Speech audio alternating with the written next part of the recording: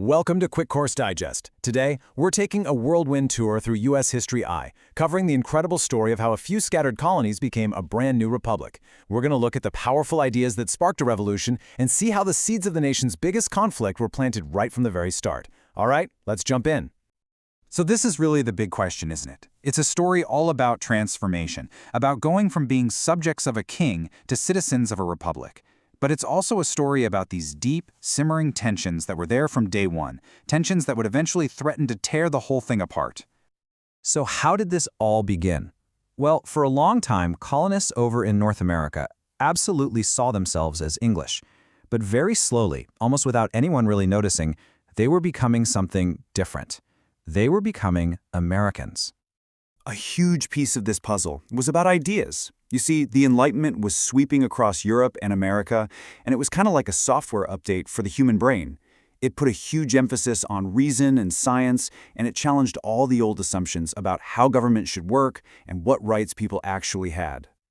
Now, this idea right here was a complete game changer.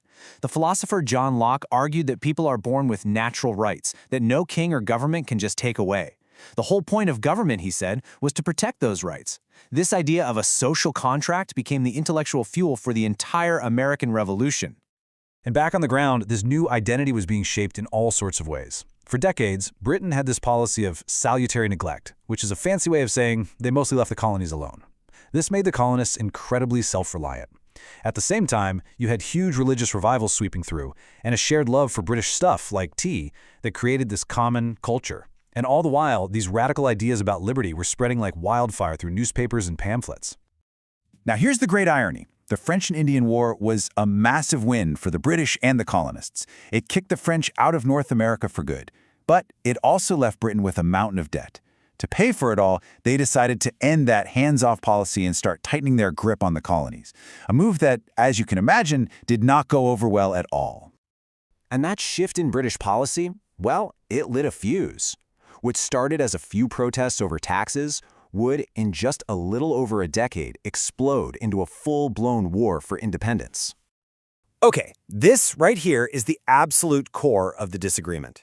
The British argued for what they called virtual representation. They said, look, Parliament represents everyone in the empire, so you're covered.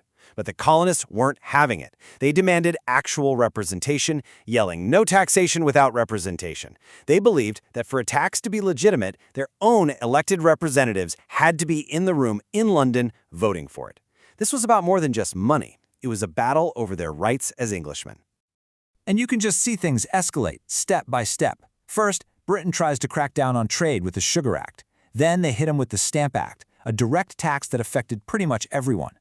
Each new law was meant to show the colonies who was boss, and each one was met with more anger, all leading up to the Coercive Acts, which the colonists called the Intolerable Acts, designed to punish Boston after the Tea Party. And the colonists pushed back harder every time. It started with economic pressure. Women, calling themselves the Daughters of Liberty, organized boycotts of British goods.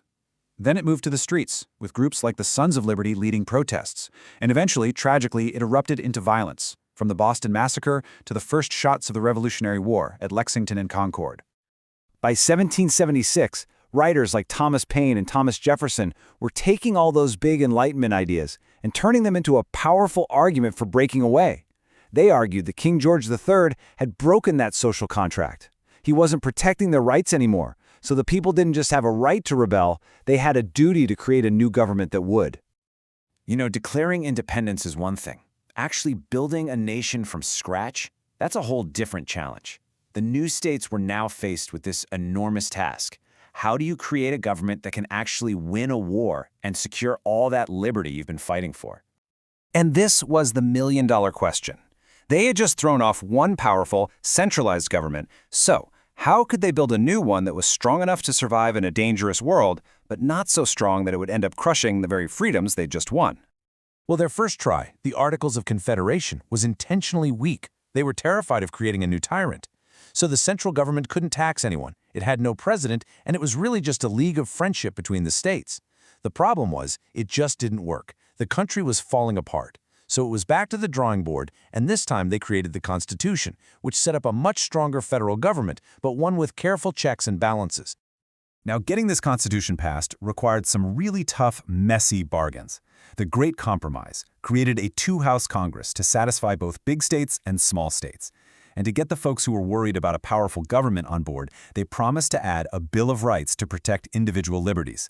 And then there was the dark bargain, the Three-Fifths Compromise, which cemented the institution of slavery into the very fabric of the new government just to keep the southern states from walking away. And almost immediately, two totally different visions for America's future clashed. You had Alexander Hamilton and the Federalists, who imagined a future of bustling cities, powerful banks, and a strong central government. And on the other side, you had Thomas Jefferson and his followers, who dreamed of a nation of independent farmers, with power resting firmly in the hands of the states.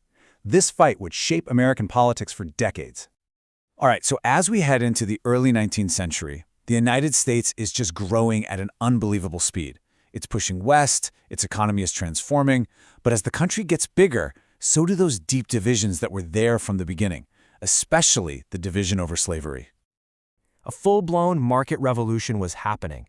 In the North, factories and mills were popping up, all built around this idea of free labor, that a man was free to sell his work for a wage. In the West, settlers were flooding in looking for land, and in the South, the economy was becoming more and more dependent on just a few cash crops, creating very different and often competing ways of life. 1.5 million. Just think about that number for a second.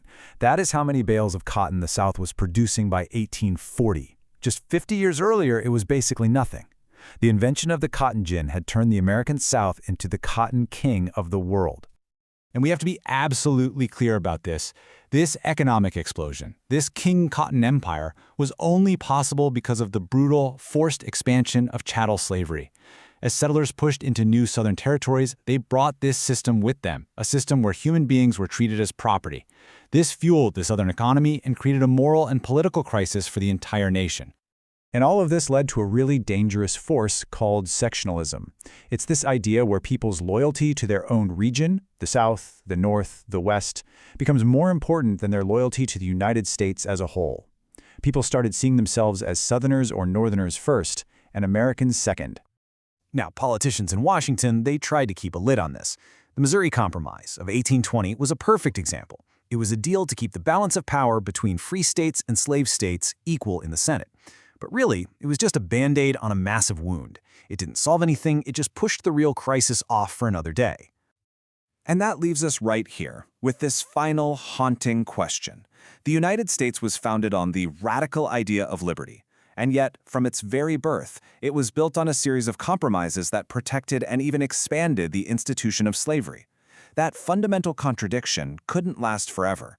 The question was never if things would finally break, but when, and what the ultimate cost of that final reckoning would be.